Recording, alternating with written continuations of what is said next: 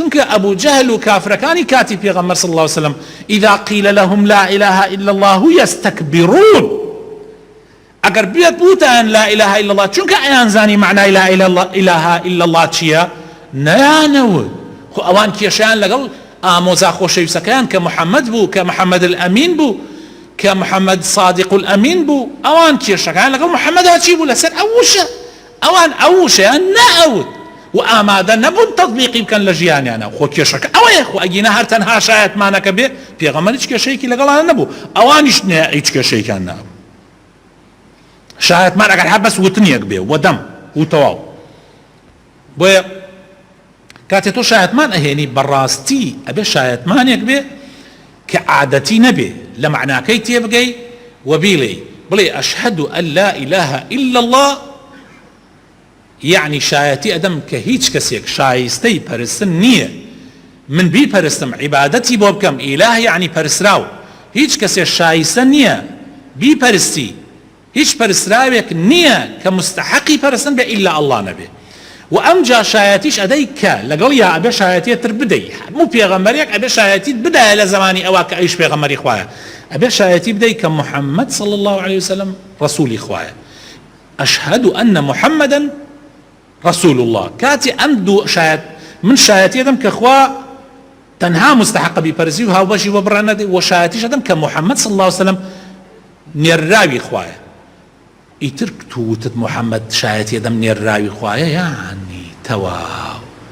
يعني هرچی برنامه هيا هرچی ريباز هيا أبي بي خيت لا شوني ريبازي بيغمر كوي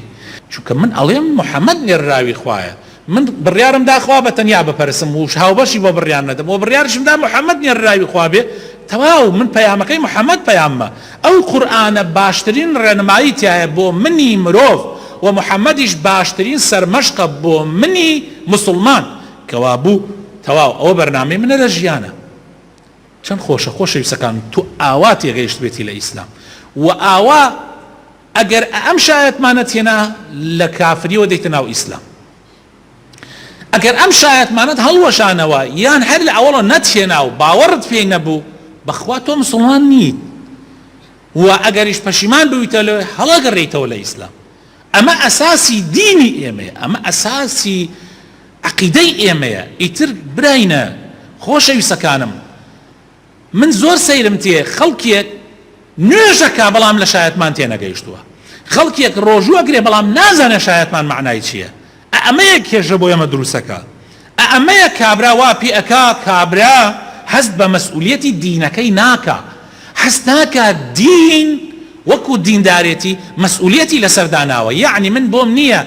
هەر قەزیەیەک لەسەر ئەم دنیاە ڕووبدا هەر قەزیەیەک هەر یعنی ڕووداوێک ڕووبدا لەم دنیا یەکسەر تو ئەبێی ترازوی قورئان دێنی ئەو قورئانە ترازووە بۆ تۆ ئەیگریتە دەست بزان قورئان ئەڵێ چی توحيد زور گرنگە والله ئەوەندە ئاەتمان هەیە لە قورئانە لە سورة مائدە لە سورة آل عمران هەمووی هەڕەشەیە لە سورة ممتحنە هەمووی هەڕەشەیە لەو کەسانەی کەوا لە دڵیشۆ تۆزێ وەلایان هەیە بۆ کافرەکان بڕۆن بیخوێننەوە مەلا تارەق ڕاست ناکە لەم شوێنەوە قسەکە بەڵام قورئان ڕاستەکە ها بڕۆن بیخوێننەوە ومن يتولهم منكم فأولئك منهم خوای تعالی فەرمێ هەر کەسێ پاڵپشت و سەرخەری دژمنان بێ دژمنانی ئیسلام یەهود و نەسارا و ئەمانە کە مافی مسلمانان داگیرەکەن ئێمە قینمان لە یەهود و نەسارانیە وەک کابرایەکی عەتیادی ئێمە قینمان لە زوڵم و ستەم و خراپەکاریە و شرکە هەر کەسێ تەئیدیان کە خوای تعالی ئەفەرمێ ئەوە لە ئەوانە هەر کەسێ تەئیدی کردن ئەوە لە ئەوانە کە ئیتر ئێمە حاشا من یەکی کوردی مسلمان ئەبێ لە هەموو کەس زیاتر هەست بکەم کە زوڵم چەند پیسە چ زوڵمم لێ کراوە من زوڵمم لێ کراوە تعدام لێ کراوە بۆیە من دیفاع لە مەزلوم ئەکەم ئەگەر لەت بکرێم ئەگەر بکوژرێم ئەڵێم مەزلومە و زاڵمە من و تۆ بێ بینین کابرا دوێنێ لە ناو خۆڵەکەەوە دەرەچێت لە ناو خۆڵەکەەوە ها ئەگەر بارانەکە ئەبارێت دەرچووە دەرەوە ڕێک کابرایەکی سحوفی خۆی پێگەیان سحوفیەکان خۆی پێگەیان وتی ئەوە من وە مباشرام لەگەڵ تا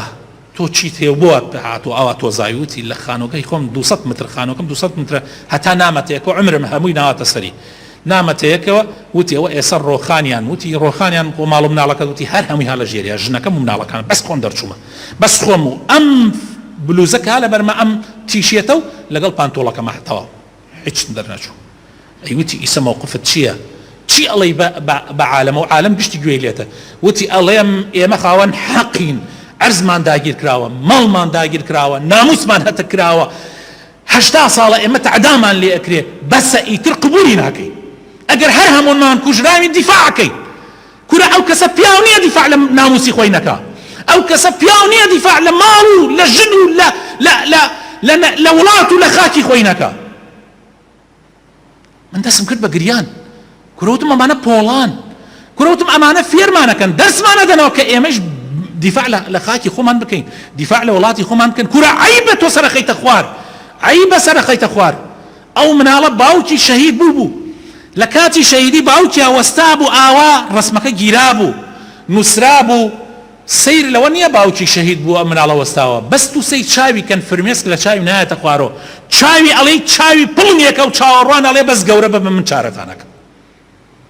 باوکم کوشت بەڵام گەورە بە بم حەقی سێنم. ئینسانە بێ پیاو بێ، عەیبە مسلمان سەرشۆڕ بێ. من دیفاع لەوە ناکەم ئەوان ئیسە چیان کرد، حەماس لەم کاتە کردیانەی کرد، ئیشی من نییە، ئەوە هەر ئیشی من نییە ئەسڵەن. من باس ئەواکەم کە زوڵمە و زاڵمیش زاڵمە، مەزلومیش مەزلومە و دوعا خێرەکەم، ئەڵێم یا ڕەبی خوایە بۆ خاتر ناوە جوانەکانی خۆت، بۆ خاتر ئیسمی عەظەمی خۆت بەزەید بە حاڵی ئەوانەیە بێتەوە لەوێ کە زوڵمیان لێکرێ، یا ڕەبی سەریان بخەی، یا ڕەبی خوایە بۆ خاتر ناوە جوانەکانی خۆت سەریان بخەی بەسەر دژمنەکانیانە.